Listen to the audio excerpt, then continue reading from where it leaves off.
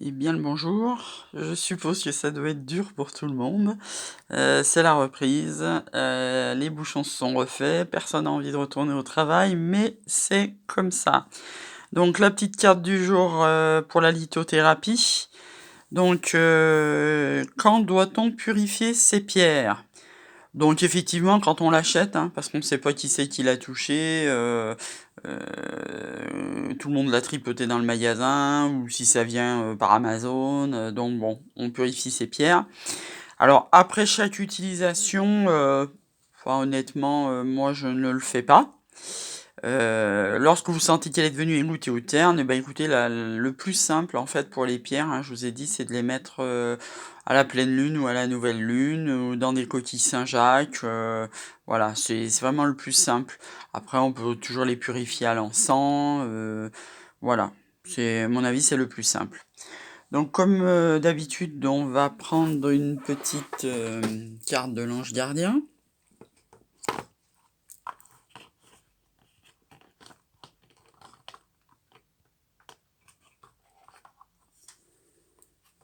Alors, pensée positive. La pensée positive est essentielle pour se créer une vie saine dans l'abondance. Une attitude positive alimentée de pensées et d'objectifs positifs sont les clés du bonheur. Ne t'inquiète pas, reste dans l'amour. Donc, comme d'habitude, on a une autre là qui a l'air de vouloir avoir envie de sortir. On va la prendre. Ben voilà. L'archange Uriel, une magnifique transformation spirituelle s'opère en ce moment dans ta vie et dans ton monde. C'est l'union du ciel et de la terre, de l'esprit et de la matière. Le cœur et l'esprit s'unissent dans un équilibre harmonieux. Donc, je reviens juste sur la pensée positive 2 secondes, hein. C'est-à-dire qu'on attire ce qu'on vibre, hein. Ça met du temps à comprendre ça des fois. C'est-à-dire qu'évidemment, si on a des pensées négatives qui tournent en rond, qu'on alimente avec le mental, qu'on fait sa victime, qu'on fait se plaindre, et ben évidemment, on va attirer ça, hein. On le dit, on l'attire, hein. On a peur, ben on l'attire, hein. Donc je vous conseillerais jamais autant parce que moi ma vie elle a complètement changé depuis que j'ai changé mon point de vue en fait, hein. Vibrez du positif, hein.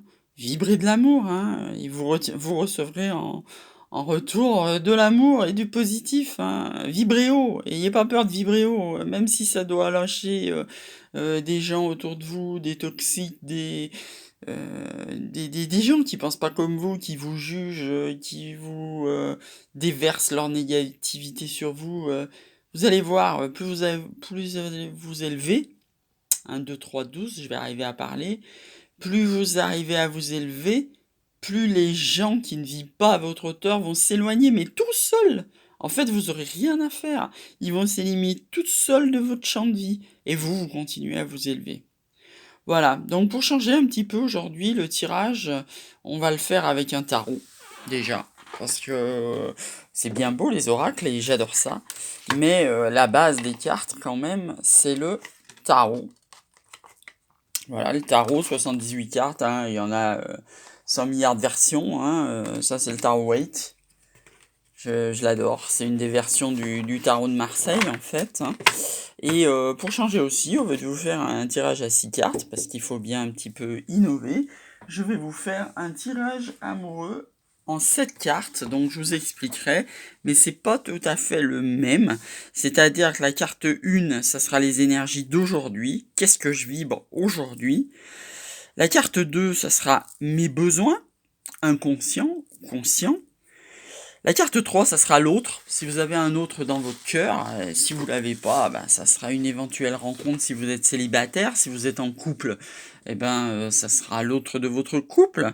En 4, ça sera ses intentions à lui, les intentions de votre autre. En 5, ça sera votre relation aujourd'hui, hein. Donc si vous êtes célibataire, ben, évidemment, il n'y a pas de relation entamée. Bon, si vous êtes en couple, ou la personne dans votre cœur, ça sera votre relation actuelle. 6, ça sera l'évolution. Et 7, ça sera les conseils. Donc, je vais tirer les cartes comme d'habitude en les faisant tomber. Et après, je reprends le téléphone pour vous expliquer.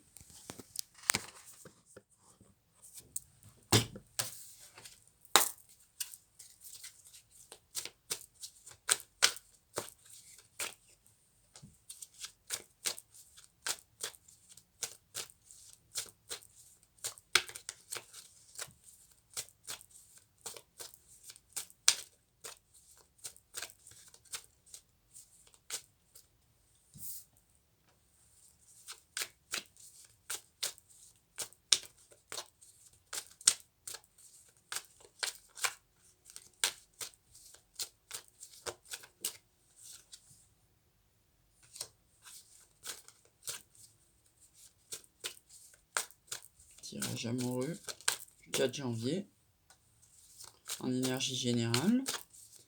Tirage amoureux 4 janvier en énergie générale. Tirage amoureux 4 janvier. Tirage général.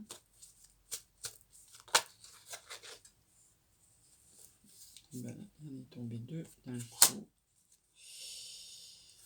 Hop, hop, hop.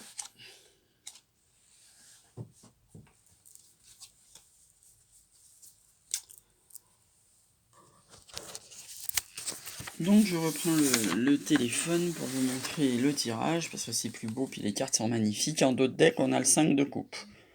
Donc le 5 de coupe, je vais pas vous mentir, c'est pas une jolie carte. 5 de coupe, c'est les regrets, c'est le retour sur le passé, c'est voilà, c'est le deck qui est pas terrible.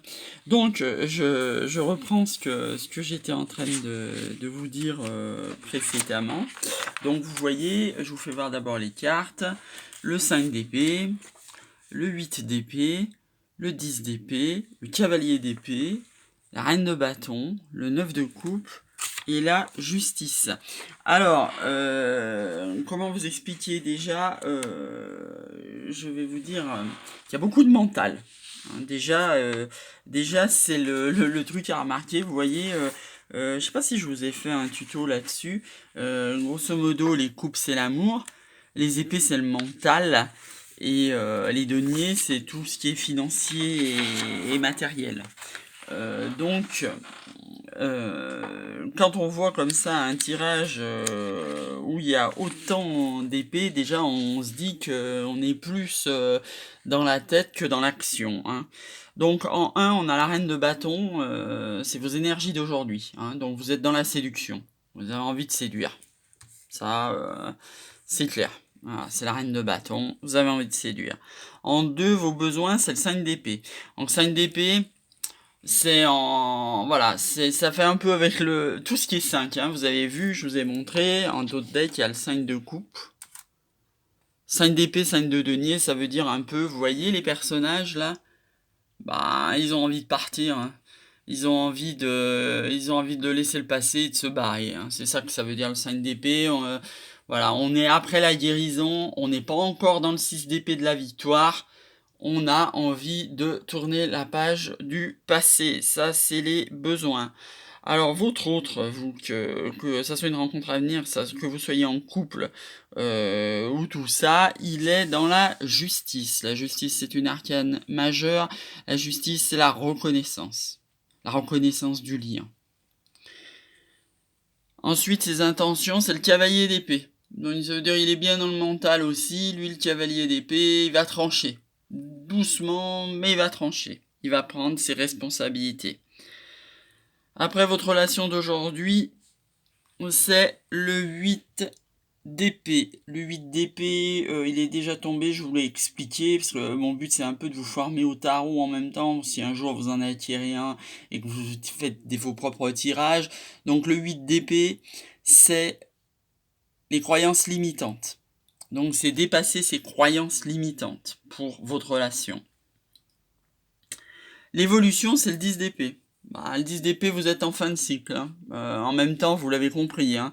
C'est-à-dire, si on a des regrets, si on a envie de passer à autre chose, si on est dans la séduction, s'il y a un cavalier d'épée qui tranche, si on a la reconnaissance, si on a des croyances limitantes, forcément on est en fin de cycle. Hein. Il y a beaucoup de signes qui étaient en fin de cycle sur le 2020.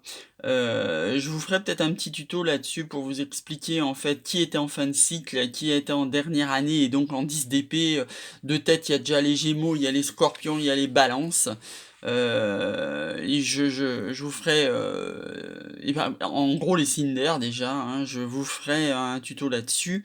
Et alors ce qui est juste magnifique en fait, c'est qu'en conseil vous avez le 9 de coupe. Alors je vous le dis, chaque fois que vous aurez un 9 de coupe, et je vais le faire en moi-même à l'instant où je vous le dis, c'est faites un vœu. Faites un vœu, parce que le 9 de coupe, c'est juste avant le 10 de coupe qui est avec le soleil, la carte la plus magnifique du tarot. Le 9 de coupe, c'est aller vers son accomplissement. C'est réaliser ses rêves.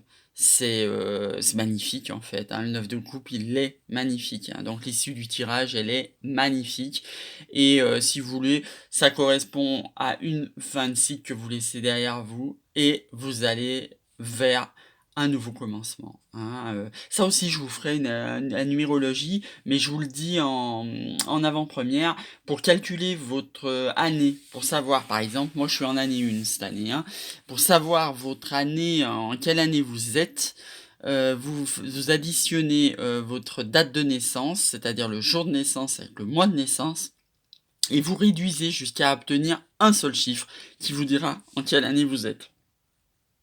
Comme ça que moi je suis en année 1. Année 1, c'est année du commencement. Mais je ferai un tuto spécifique pour vous dire en gros les 9 années. Voilà, donc bah, faites un vœu, je vous le redis, faites un vœu, c'est magnifique, on est encore dans l'énergie des souhaits du premier de l'an, vous avez un œuf de coupe, quand vous regardez cette vidéo, faites un vœu. Sur ce, je vous souhaite une très belle journée et je vous dis à bientôt.